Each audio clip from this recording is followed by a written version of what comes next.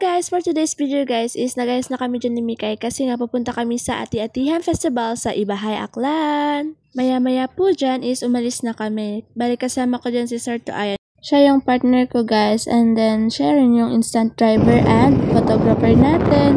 So we are on the way to Pujut guys, and then nagpagas kami dyan sa Oh My Gosh! Siyan po it is located at Pujut Tangalan, Aklan. Bali nagpagas po kami dyan ng worth 120 pesos and back and forth na po yan. We are here na at Diversion Road of Tangalan. So, nandito po kami dumaan. So, shoutout kay Uncle Ramon. Nakita po namin siya doon sa tricycle, guys.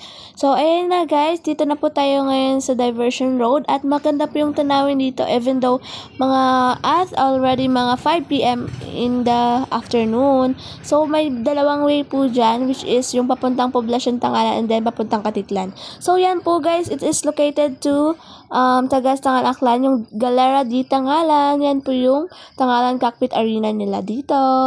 Kita natin dyan guys yung mga matataas na nyog at saka mga kalakihang mga bahay.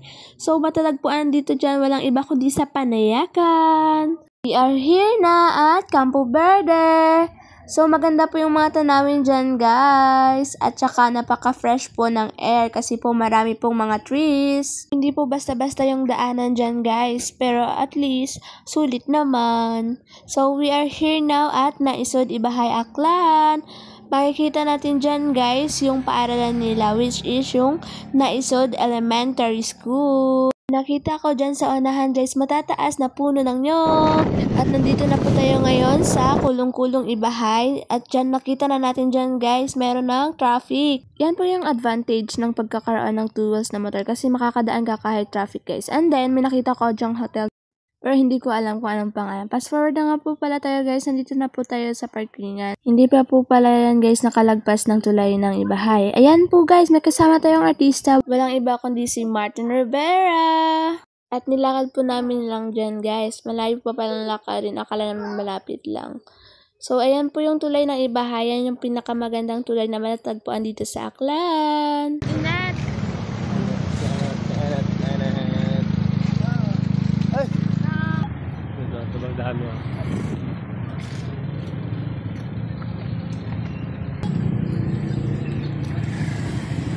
Here we are! Welcome to Ibahay! At ayun nga po, sinalubong kami ngayon ng mga mananayaw na ate.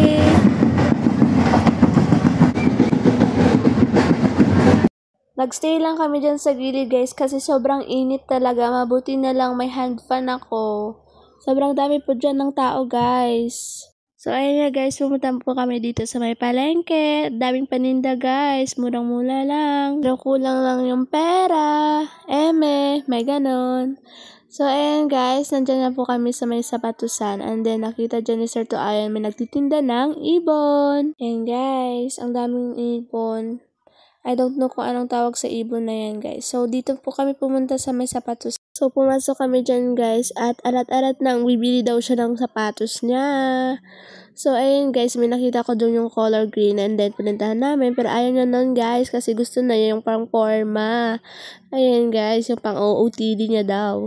Kasi yan yung usong shoes ngayon. Bukat niya nga guys, and then size 42 yan. Arat-arat na yan guys, binili niya kaagad yung sapatos. Syempre, siya yung nagbayad, siya yung pili eh. Syempre guys, pili mo, bayad mo. Just daw guys, kasi may bago na siyang shoes. So ayan guys, pumili na po ako dyan ng phone case sana, pero wala pa akong nahanap. Kasi bago pa lang pong labas yung phone na to, kaya wala pa pong available na phone cover. So ayan guys, nagbili po ako ng keychain dyan, kasi po 20 pesos each lang. And then may nagtitinda po dito ng bande. At saka bumili po kami ng Korean bread. So madami po yung cheese guys, at saka masarap pa. So ayan na yung mga kaganapan dito guys, at napakadaming seafoods at mapapag-crave ka. Let's watch this!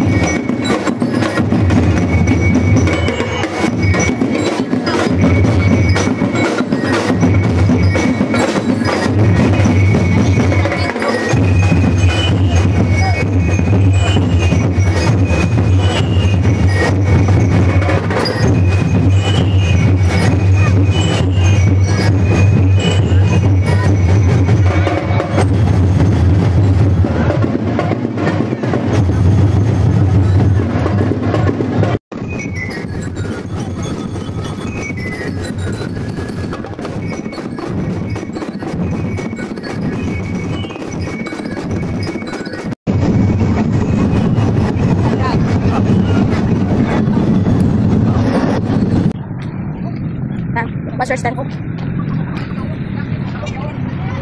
Pauwi na as. Bye, ibahay!